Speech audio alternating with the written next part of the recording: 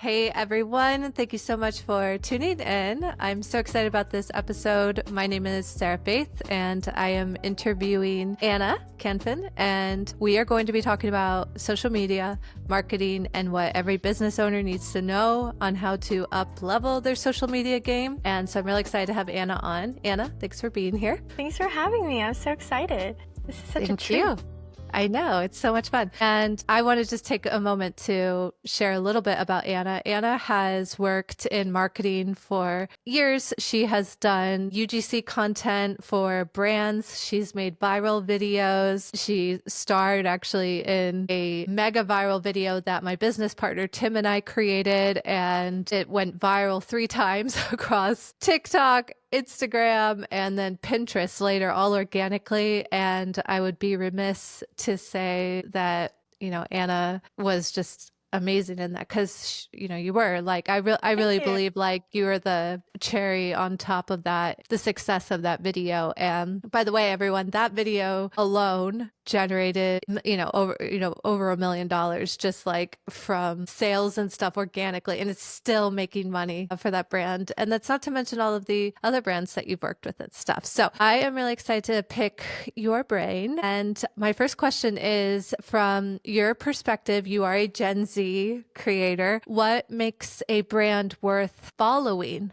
on social media today? Okay, so I feel like something I'm seeing a ton of recently is a big emphasis on like brand ethics and morals and values. I don't know if that's just like the side of TikTok that I'm on, but I feel like my generation is probably like one of the first to demand that brands are being held to like a higher standard and, than previously. But I feel like this was definitely a conversation that was being had, but now it's a little bit more mainstream and there's more of a community that actually cares about that, Mm-hmm. But I'm seeing a lot of, just like emphasis on community outreach and ethical practices. There's been a lot of like, shall we say, like TikTok drama around like sustainable quote unquote fashion brands who like aren't actually sustainable. And there's just a lot of discourse about it. So it's kind of interesting. But yeah, I also was thinking about like, and you probably know about this, Sarah, but the brand Poppy around the Super Bowl when they did their whole vending machine marketing campaign and decided to give all of those insanely excessive vending machines to influencers who like didn't really need them. It caused such an uproar because people were like, this was such a missed opportunity for the brand to do some amazing community outreach, like give it to a nursing home, give it to a school, or like just something, like go to a soup kitchen, like I don't know, just do something else. And so like, I feel like people are kind of, the whole influencer side of things, the disenchantment with influencers is like a whole other conversation. But I think people are really demanding more from brands and demanding that they're actually like upholding the standards that they claim to have. And I think it's a great thing. And whether that's actually because people, the people who are getting angry actually care about that stuff, or they just want to feel good about, I support this brand. And, I think it's, whether the intentions are good or not, I think it's overall a good thing just to hold these brands and businesses that you're giving your money to a higher standard. So I feel like that's a big conversation right now. Definitely. I couldn't agree more. And Poppy has a lot of great things that they're doing right. For sure. From a branding and marketing perspective. But then I was like, how can you guys be a little tone deaf with this? And I sometimes wonder if some brands do those things on purpose because they know it will cause outrage. It's like rage bait. Yeah. And by the way, I love Poppy as their products. Like they make really delicious probiotic soda that is very low in sugar and has some fiber in it, apparently. Not sponsored, but not sponsored. But I definitely thought that too. And I just wonder if sometimes they do those things on purpose, or if just some of these brands are just so out of touch. Or if they're just doing whatever they can to get influencers to talk about their product. Because like they're going to want an influencer who has reach to share about their little poppy vending Right. machine in their garage Yeah. versus like a homeless person who might not be able to enjoy that beverage For sure. because they can't share it on their platform because they don't Mm. even have a phone. So Yeah. you gave Totally. you gave an example of a brand that kind of dropped the ball in that. Is there a brand that you're like, you know what, you guys are upholding those standards that Gen Z demands in terms of like those values? I really wish I could think of this one brand, but kind of going back to like the clothing brand, there was one company that kind of got called out. I'm so sorry that I don't know the It's okay. actual name. Maybe I can tell it to you later when I look it up and then you can put it somewhere. But they they got called out for basically just the misinformation that they had regarding like the materials that they were making their clothing products out of. Mm. And they did this whole, like, they were like, thank you for like holding us to this higher standard. They completely switched everything, made everything better, like just basically listened to, instead of taking the criticism just as criticism, they, applied that and actually changed like their whole business model. And people were like, wow, like, thank you for actually listening to the community around you that is like asking you to just be honest, about what you're doing. And for them, it wasn't even that they were like trying to be shady or anything. I think it was more just like they didn't know what, I think they were just misinformed. And but I'll have to find it. And there's plenty of other brands that are out there and like they're doing that. I just can't think of any Yeah. off the top of my head. But Yeah. I love that too. Like, they did the right thing. They're called out and then they're like, okay, we'll learn from this and actually do the right thing. So, what are some common mistakes you see brands making when trying to reach a younger audience? Okay, found it. Sorry. Yeah, I feel like TikTok, again, we're always talking about TikTok as a Gen Z, but they leaned so heavily into just like every trend, every meme thing that kind of like pops up. And I think for some brands, it works. There's like what comes to mind for me is like Duolingo and like Scrub Daddy. Like their whole shtick is just being kind of silly, goofy. They're doing all the trends or they're, trailblazing the trends. They're starting them. But I feel like it doesn't always translate for every other brand that's kind of, trying to hop on that. And I think for me at least, and maybe this is just because I've kind of, I've worked in the industry and I look at it with a little bit of a different lens. But to me, it just feels kind of tired when that's like the only type of content that you're making. Yeah.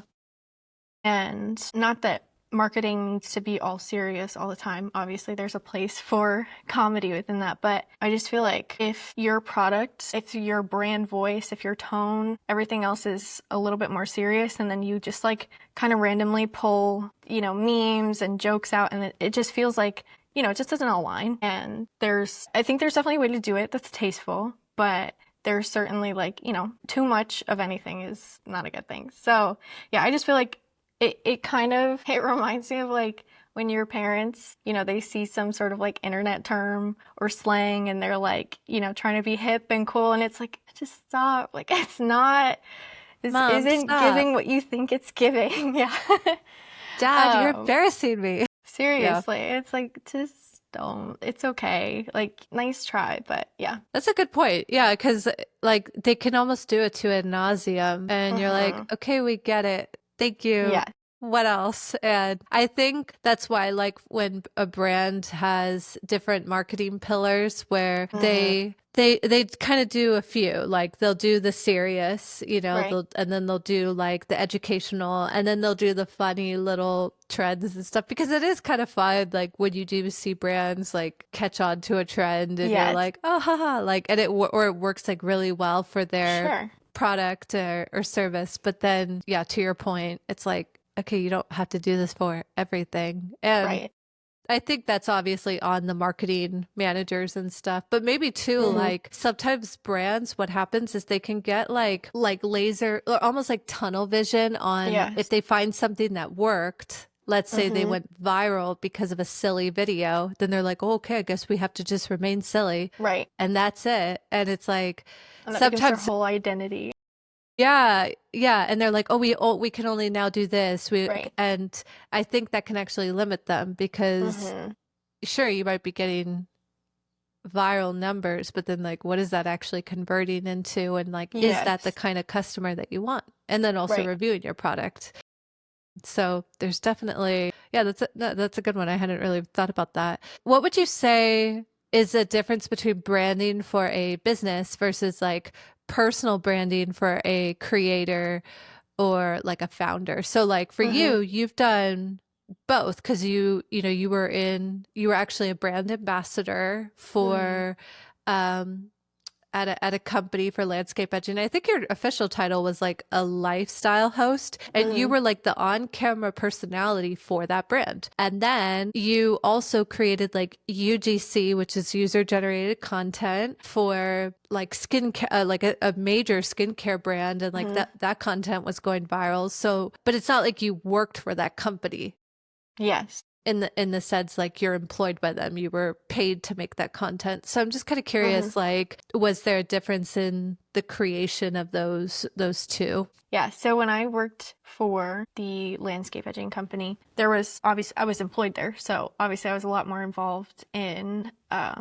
you know, brainstorming content and even editing the content, and I had a lot more control in that way. And not that I didn't have control in my UGC creation, but with that I was more so just given content direction and then I would execute that on my own. And obviously, working at the landscape edging company, I was lucky enough to have a team around me, so I could do a lot more rather than Definitely. just being by myself. And you know what that's like, being having a creative studio versus working by yourself for yourself. It's like just completely different, a little bit more. I mean, there's plus sides to both, but it's just so much easier and really you can just there's a lot less limits around what you can do. Mm. Yeah, I think that's the biggest thing. It's just like the lack of freedom versus a little bit more. Even just having different eyes, multiple sets of eyes on something, like, obviously mistakes are less likely, things like that. It's nice to have like-minded people working with you and helping you to Totally. create something. So, yeah. Totally. You mentioned like at the landscaping company, there was obviously more resources there. And so, in a way, like, a bigger budget. Do Right. you feel like there's a way for small businesses that they can also stand out online if they don't have a huge budget? Yeah. Yeah, I think it's been proven time and time again that you don't need a big budget in order to make good content. I think Hmm. obviously you guys talk about this a lot, but like just having a good story is everything. And I've seen, a lot of small business owners, they'll really lean into that like customer interaction focused content. I don't know if you've also seen that, but just Yeah. kind of providing some like small scale drama, like, oh, this is how I dealt with this difficult customer, or yeah, just interacted with them. And that stuff performs really well because first of all, it gives the business owners and, whoever's creating the content for that business gives them an opportunity to talk about their product, but it's kind of presented in this pretty package of like, oh, I'm going to tell you this situation that happened and I'm going to give you a little bit of tea, if you will. And Yeah. Yeah. people love that because people are nosy, people love a little bit of drama. So yeah, I mean, I feel like just finding, even if you feel like your product isn't that unique or like, I'm a sunscreen company and like there's a million other sunscreens out there. Like, how do I specifically stand out? I think like going back to how you even, what made you start that company in the first place, or just thinking about your day-to-day life, being a business owner and like taking people along on that journey. People, like I said, they're nosy. They want to know why, or, what are you doing all day? Like, that's why I think those types of, that type of content performs really well. But it doesn't need to be flashy. It doesn't need to be, there doesn't need to be a big budget behind it. It just needs to be interesting and provide some value to people. So Totally. I always like to think, you've heard me use this example so many times, but I always like to think of this creator named Brooke who started who started a company called Brookie. I had been following her for back in her like travel blogging days, like literally like 10 years prior. And so I remember like checking in on her one time. I was like, I wonder what she's up to. I really always liked her content. And I remember in her travel blogging days, she would go to different bakeries and around the world. And that was always like her thing. Like she just had a major sweet tooth. And she always said like, oh, it'd be so fun to open up my own bakery one day. Okay. How many bakeries are out there in the world? Like a million? Bajillion. Yeah, so many. And what she did was, and she had a following, but like when she started her little cookie company, Brookie, nobody showed up. No one. And so she started making videos on TikTok just to pass the time. And all she was doing was she was like almost like vlogging her day. It's like, well, I have to bake the cookies anyway. So I'm just here's me putting them on the tray. Okay. Here's me forming them into a little ball. Here's me taking them off and mixing in the chocolate chips. And then she was just posting it because she was bored. And then she has one of like the top bakeries in the world. And like that all just go, girl. Her making, I mean, it's just like her story is just crazy. And so I think about that. It's like, she didn't, even though she had like a following, like no one cared about it because they're like, wait a minute, you're a travel blogger. Like, what are you doing talking with cookies? Yeah. And she just was like, I am just going to document versus create my content. I think that's a big like tip for people is like, if you're like, I want to stand out and I don't know what to do, just document what you're doing. Right. I think people forget that because they're so deep in it that they're like, oh, this is just what I do every day. It's boring. It's monotonous. But that's, people to somebody else, to an outsider, that's like, wait, I want to see exactly what cellophane wrappers you use for your cookies or your, like I want to watch you do this. I want to see every little tiny detail. Again, people are so nosy. That's like the crux of social media. Like people are so interested in other people's lives. That's like totally in our nature. So just because you think it's not that interesting, it's like, no, someone out there will find it interesting. Oh my gosh. I learned that with the infamous landscape edging company that we both worked at because I was in my research, doing market research. I was like, what are people watching when it comes to landscape edging? And would you believe it? There are videos with millions and millions of views of people just cutting grass. Or like they're just like moving stones to create a path. And I'm like, why do people watch this? But like, and so to that person, it might be boring, but to other people, like I was blown away by it. Like I'm talking like 10 million views, 15 million views on cutting grass. Okay. And that's how these brands are they're doing it. They're documenting versus creating. It's amazing. It's crazy. I wanted to ask about like storytelling and like content creation. And I would say like, I'm really curious, what do you think makes a story or a video go viral, especially when it's coming from a business or a brand versus a personal creator? What would you say from a business and a brand? This is so hard. I feel like there used to be such a like more clear, specific answer to this question, but as somebody who is, starred in and helped create viral content, there's no exact formula. Like nobody wants to hear that, especially business owners and, people who just want to go viral. But like there's really nothing that you can do to guarantee virality. And it's crazy too, because like you can spend 3 days working your butt off on a video, like really trying to make a good piece of content, post it, and it gets 500 views maybe, and like 27. no likes. And then you spend 15 minutes making a video and it absolutely blows it out of the water, blows it out of the park, just goes crazy and people love it. And it's like that alone should tell you how unpredictable virality is. Like you can't you can't guarantee it. You can't really plan it. And it's funny, I know that you guys kind of mentioned this, but in previous, for previous companies that we've done work for, the question like, okay, can we like go viral again is so funny because they think that we have, we as content creators have all this power or like all this insight, and we do, but not to the extent that they think. And obviously, I think part of why it's so unpredictable is, the algorithms are constantly changing. As we all know, they're not the same as they were this week, last week. It's always changing. So like that's a big part of it. But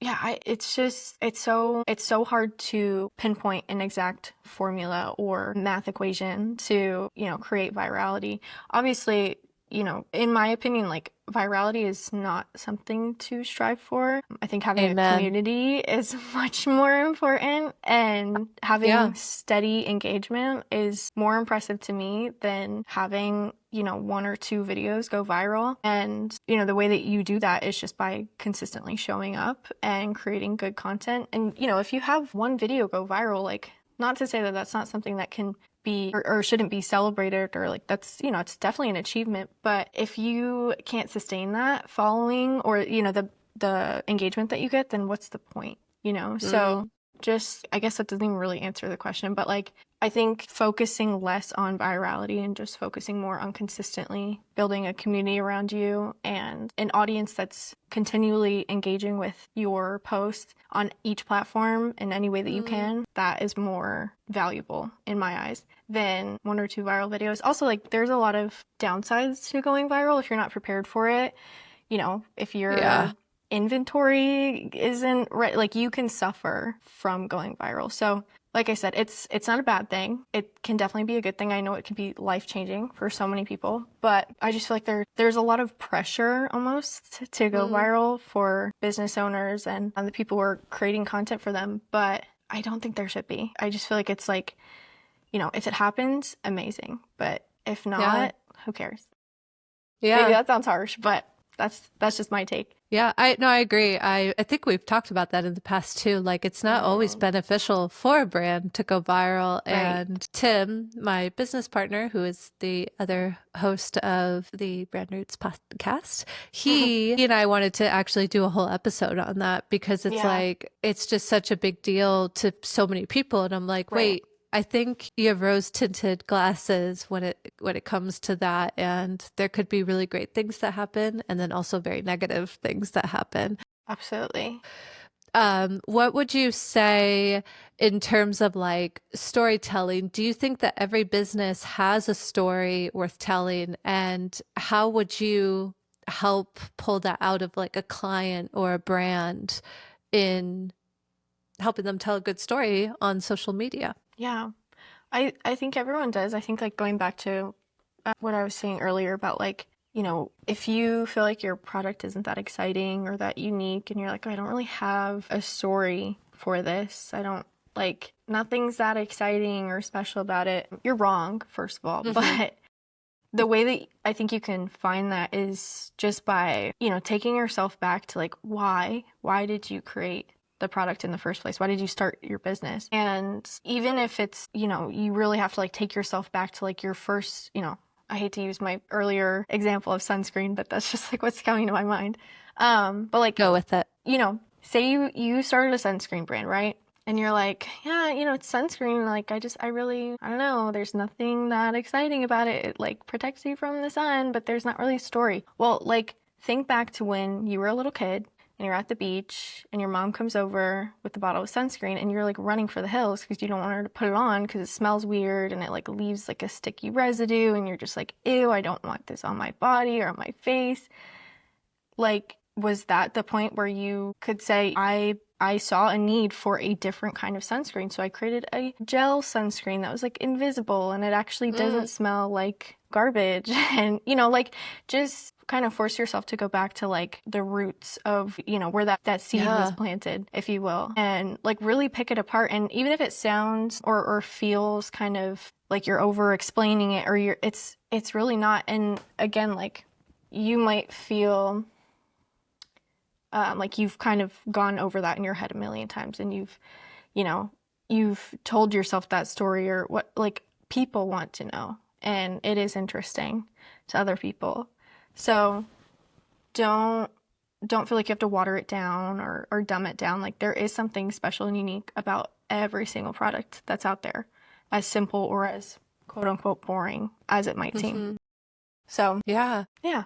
I love that example. And I like that you're not just saying like, this is what I think, but you're actually showing that in action too, because you're right. Like, so many brands think like, well, I don't know how to talk about this and that. And so I guess like we just have a boring product. It might be like boring to you in a sense, but there's someone out there who would love it, you know? Right. And I think too, like as that example that you used about the sunscreen, it's the story actually makes it way more exciting, because it's, I could actually think back to a time where, you know, you're being that's being put on you as a kid, and it's like, oh, like, because like I personally don't like the smell of that, and but then it's like, oh well, it actually like melts into your skin, and it like makes it like actually more glowy, and it doesn't have a scent, or it has like a citrus scent to it, and you don't have to reapply it, and like in the telling of the story, you're actually able to talk about the pain point of it, and that's what really like selling is. It's like people are just buying solutions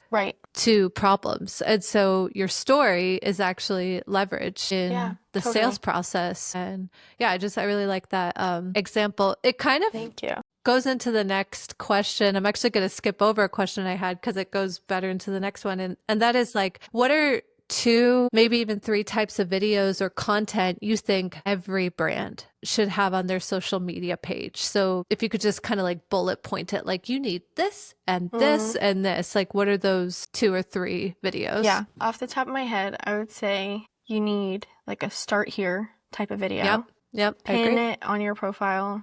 I'm pretty sure you can pin on every social media platform now. A video answering like all of your most frequently asked questions. And then a customer rating and review. I think those are like probably top 3. So for the start here video, what is the format for that for a brand? And you could use Miss Sunscreen if you want. Sunscreen, we love her. I feel like just if you had 30 seconds, you know, think about like being on Shark Tank. If you had 30 seconds or a minute to like pitch your product and show it in the most beautiful light possible, there it is. That's your start here video. Give like the, you know, you don't have to go too much in detail, but like give just insight. What is your product? What does it do? What problem does it solve for people? How does it make their lives better? What kind of person uses it? Just like quickly, or quick, maybe 30 seconds to a minute long. And then, no, I fully agree on that. I actually say that with our clients all the time. I'm like, you need a start here video right now, like yesterday. And sometimes it's actually the start here videos that are pinned that actually do the best. You know, and there's a lot, and it's not something that I think should be quickly made. Like, like we filmed this in 2 minutes. No, like because think about it. It's like if you could only make one video talking about that product and a little bit about the company, and there's a call to action, you need to tell people where to go and what to do. And then you want to put some thought and intention into that video. And that video alone could garner, you know, so much money and revenue and leads and followership. Totally. We know that from firsthand experience with going viral and stuff. For the last one, because I feel like the second one is kind of self-explanatory, but for the last one, it was like customer rating and review.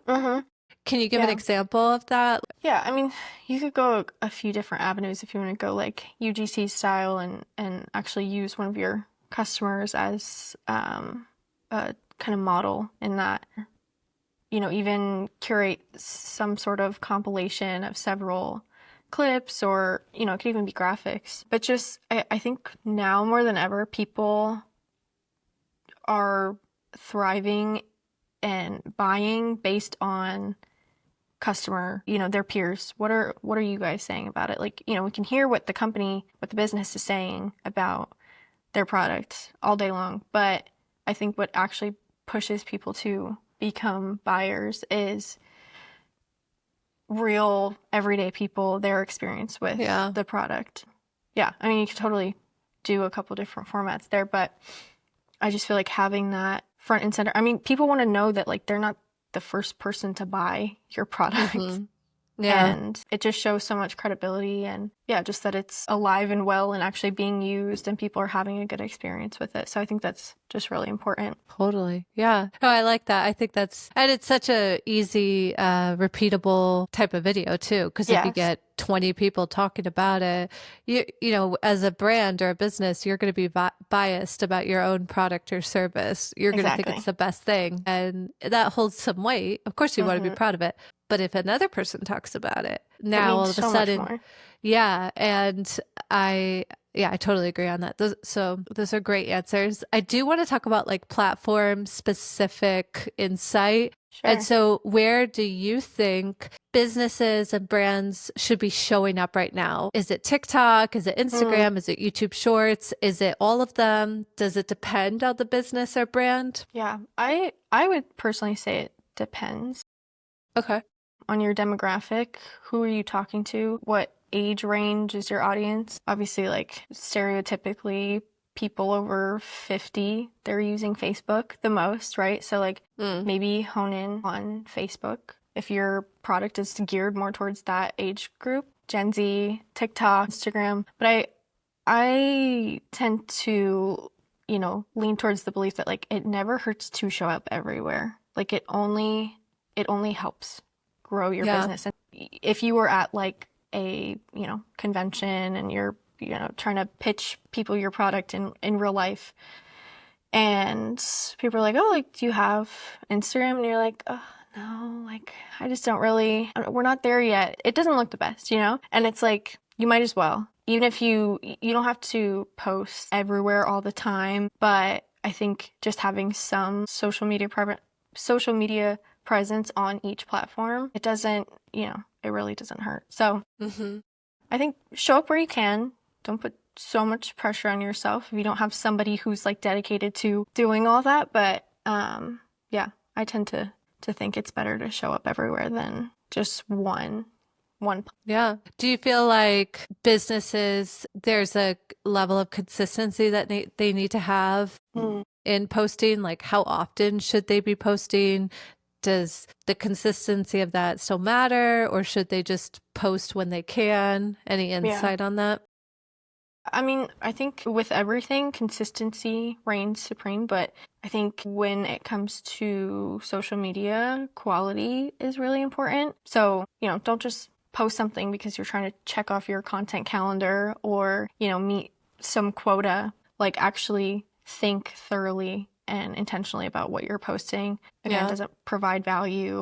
Is it worthwhile? Is it genuinely like is the camera quality good or is it shaky, is it Mm-hmm. is the lens smudged or I think that whole mindset of like you have to post every single day, every single holiday, every single Yeah. it's like I think that it's honestly rooted in like a fear of becoming irrelevant from not posting enough. But I actually think that there is such a world where you can become irrelevant from posting too much and excessive, it's just like, I don't know, I feel like posting enough is enough. And like Mm. just leave it at that. Don't overthink it. And that amount is actually it's definitely gonna vary for from business to business. But I think quality is so important and if it's like it doesn't matter if you're posting every single day if what you're posting Yeah. doesn't do anything for your business. It doesn't grow your business. It's not allowing people to engage. It's not exciting anyone. It's not educating anyone. So yeah, I mean, like I said, it'll vary, but if you have something to say it. Mm-hmm. Post your content, but you don't need to overdo it. Yeah. Yeah. No, that's such good advice and very underrated Mm, and probably a hot take because a lot of social media managers or marketers would be like, no, you have mm-hmm. to post all day, every day. And it's like, sometimes that could actually hurt your brand Right. because from a production standpoint, it's a lot of work to make social media posts, whether it's graphics or short form video, long form video. And sometimes there could actually be more fruit from that same team or person taking the time to do market research. And maybe they only post like 3-4 times a week and that's it. Versus, no, you need to put out 3. It's, you know, how like the standard is like 3 posts per day. Like, I think that advice worked for a time, and it's not that anymore. You know, just post with intention. My personal hell is when brands or businesses, I should say, they only post on like holidays or during a sale. And then like the occasional like stock image of their product. Or like, I'm just like, what are we actually doing? Is anyone even there? Does anyone work here? I'm like, the call is coming from the inside of the house. Yeah. At that point, I'd be like, lights are on, but no one's out. Yeah. I'm like, you need to just turn off your social media because it's actually just not show up at all. But it's not, and I mean, it's not like an indictment, but I'm like, no. You know, you get what you put out, you know, and like a lot of brands are like, we can't figure out why we're not generating sales from social media, and they have to rely so heavily on paid ads instead of organic posts. Yeah. And I'm like, you know what? Maybe there's an investment that needs to be made. Maybe hire a marketing team, maybe hire just a singular marketer or a UGC creator or a creative studio or an agency, you know? Right. And look at too, like, your competitors. Like, if you look at their content and they're just killing it online, I guarantee you there's some creative behind there who's in the trenches doing the work, or a team or a studio or an agency. So it's also just like annoying to see a brand constantly pop up and you're like, oh my gosh, they're posting again. Like, it's like, you know, so you don't want to be like an annoying little fly in someone's ear, like, hey, I'm here all the time. It's like, whoa, back off. Distance does actually make the heart grow fonder. Yes. So, yeah. What would you say to a brand like to use for some like go-to tools or apps for creating content quickly and professionally in the event that they might have a smaller budget to start? Yeah. Or even if they have like a larger budget, but they just kind of want to keep it simple. Sometimes simple works. Yeah. I mean, this is definitely more like back end kind of pre-creating content. But something I learned in the industry is how important organization is and keeping all your ducks in a row. And our team, when we worked together, we loved Notion. And I still use Notion, like even just like personally.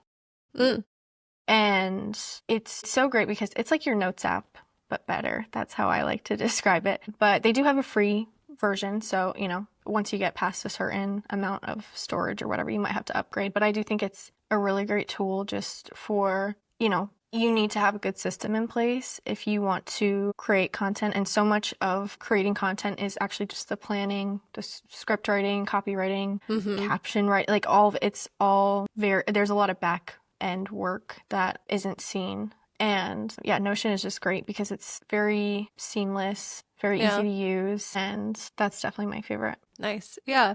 I think everybody has to find like the thing that works for them. Tim and I, we use Notion internally in our business, but then we also use like Asana for project management, and we use I love Google Docs and Google Sheets. I love Google Docs. There's just something about it. And you will not catch me using Microsoft Word. I'm sorry. I love Google Docs. Google is my girl. So yeah, it's just, you know, there's sometimes a lot of like played around with that to see, hey, what works? But, you know, once you find a system, use it. Totally. For the next few questions, we're going to, you know, start wrapping up. I'd love to hear about like this kind of future forward strategic insight. And these could be a little more like rapid fire answers. Yeah.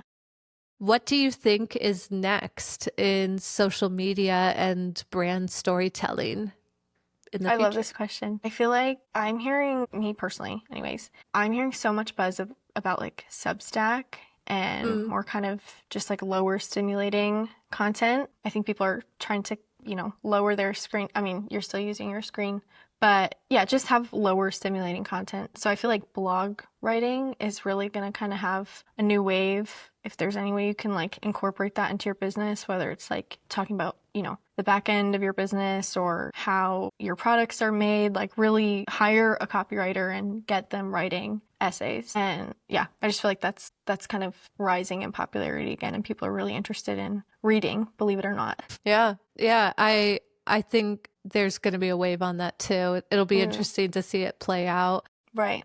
You mentioned a very valuable tip earlier about how the goal isn't virality, but it's actually more about building community and like connection. So how would you say that brands can build community and not just followers? Because just because you have a lot of followers, that actually does not mean that you have a community. Yeah.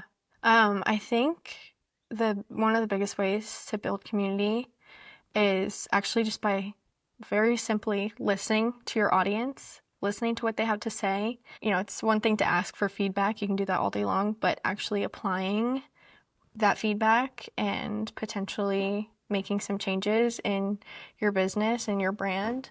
There's a makeup brand, Glossier, and they have a very cult-like following. If you know kind of thing. But one of their best-selling products is their lip balm product. It's called balm.com. And a few years ago, they ended up changing the formula. And do you remember this? Yeah, I think we've even talked about this before. I'm It was sure. a whole thing. Yeah. But it caused so much outrage because it's like, why would you change the formula of something that is so widely loved and used and is like an everyday thing? It's not like it's a lip balm. You put it on multiple times a day. And when women find a good lip product, they are loyal to it. They will purchase it over and over again. So there was just so much outrage about it. And for years, every social media comment, because I follow them, I really like their perfume. But everyone, bring back the old formula of balm.com, like, please, like, we're begging you. And I think the reason they changed it was actually because they were trying to fit into or like qualify for Sephora's like clean beauty line or something. Like it was kind of, I mean, to my understanding, it's kind of a silly reason to like change something that is so integral to your, business and your brand. But finally, like a few months ago, they brought the old formula back. And you would think that some horrible disease was cured or something. Like people were like, I was going to say they were cheering in the streets. They weren't, but like it was the biggest, best thing ever. Like they were so happy. And I think they really, when they changed the formula, they broke their community's trust, and they, went against like something that was very, deeply rooted within the Glossier fan community. And I just feel like that restored that broken trust when they finally went back to the original formula. And it's such a simple, to my mind, it's such a simple thing. Like, just listen to what people are saying, Yeah. I think it's more valuable, again, to have dedicated people in your arsenal and, your customers who are your friends, rather than, if we do this, if we go this route, we can maybe grow in this way or whatever. I just feel like trust is so important. Just, listening to what people have to say. They're taking the time out of their day to clue you in about how you could be doing better. It's like, why wouldn't you listen? Definitely. And not that everyone's always right, but I just feel like it's very valuable. So you want to value your customers and and their input, because they're the ones that make you have a business, right, and are paying for your products and services. So they gave you that platform in the first place. Exactly. What advice would you give to a business that feels like, okay, this is all great advice, Anna, thank you, but we feel like it's just too late to get good, grow a following or build a community on social media? Sure. I never think it's too late for anything. You can always start. But if you're really like lost, hire somebody, hire a creative studio like Stump Root, or hire some creative individuals. There are so many people who are passionate about branding and marketing, and if you give them that opportunity to, they will take care of that for you. Mm-hmm. Yeah. What's the word? Outsource Outsource, baby, outsource. Source, yeah. But you know, if you don't have to hire, you know, like it doesn't have to be the most expensive thing either. You know, there's plenty of people who could help retool and like, I think a better word is like reimagine your business, and just getting a fresh set of eyes on it can be so valuable, especially if there's like a difference in age. You know, like sometimes people in their like 20s and 30s, they will work with companies who are like 50 and 60-year-olds, and they're like, hey, we grew up with social media. Like we know this better than anyone. So hire us, you know, hire someone like Anna. She will create great content for you. So I would love, as a final question, for you to answer, what's one thing that you wish every business owner knew about creating content that actually connects and then converts? Yeah, I think the biggest thing, and I know you, Sarah, and Tim, you guys talk about this so much, but nail down your audience. Figure out who you're talking to before you do anything else, truly. And if you've already started, that's okay, but take a step back and really figure out, who am I talking to? Who's my buyer? Who is my most, what is the word? My brain is failing me. Not perspective. Who's my, help me out, Sarah. Perceived. Who's my most prospective person? No. Or who's most likely to buy it? No. Oh my gosh, I'm so sorry. Okay. It's okay. It's okay. Your target buyer, right? Okay. Is that? Yeah. Target customer. Your dream buyer. Yes. Yeah. Okay. I call it your dream client avatar, but like, yeah, your target dream buyers. Client. You're saying who is your most target buyer, that dream client avatar, the person who's most likely to buy your product. Yeah. Nail down your dream client, your target buyer, figure out who you're talking to, because that will inform all of your other decisions. Everything that you do should be centered around that. And the content that you create, the words that you use in your copywriting, it needs to be centered around them, because you want it to resonate with people, right? And the only way to do that is to fully understand them inside and out. So like, I remember when we worked together, we wrote down just like these little profiles for people, kind of made up these characters, if you will, and created, you know, their entire lifestyle. Who are they? What do they do for work? How much money are they making? You know, what kind of clothes do they wear? Do they have kids? Are they empty nesters? You know, like really just go in on that, pick them apart, and kind of create this little avatar in your head of like, who are you talking to? Because marketing to everyone is marketing to no one. So you can't just talk to, you know, the void and expect for people to resonate with your content. It's not going to happen.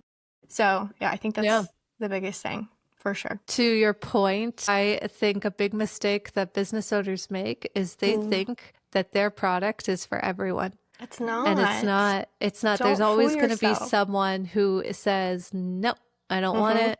That's not for me. I don't care about that. And then there's going to be someone who's like, oh, this is my favorite thing in the world. Right. And people can convert, you know, but, or like evolve in at first being like a hater. And then they're like, this is the best thing ever. But, you know, what you're saying is, to get more buyers, you have to get your buyer. You have to understand who they are. And in a way, you're actually making content not for the masses. You're just making it for that one person. It takes so much of the pressure off.